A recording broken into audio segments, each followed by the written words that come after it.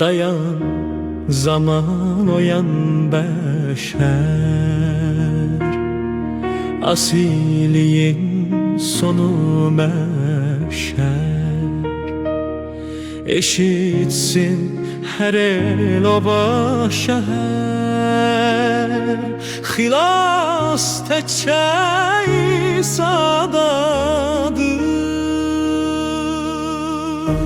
Kurtuluş yok başka adda, aktar onu ensiz yolda.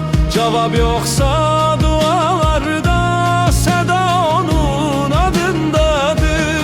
Rab Allah'ın iradesi, yaradılış selnaməsi, ölülerin dirilmesi, selahiyet İsa'dadır.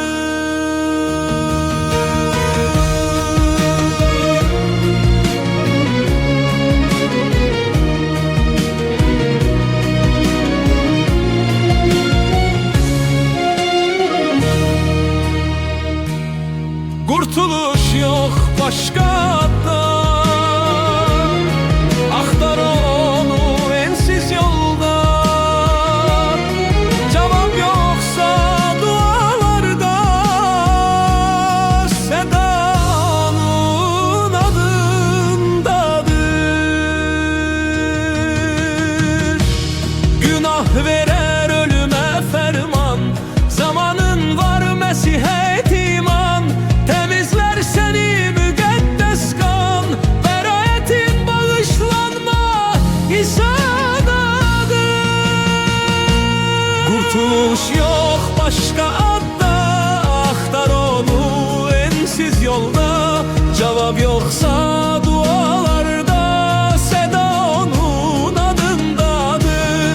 Yükün ağır yok taqətin, bitib ümmüd səadətin. Səslə onu gör qüdrətin, xoşbəxtliyin İsa'dadır. Kurtuluş yok başka adda, aktar onu ensiz yolda.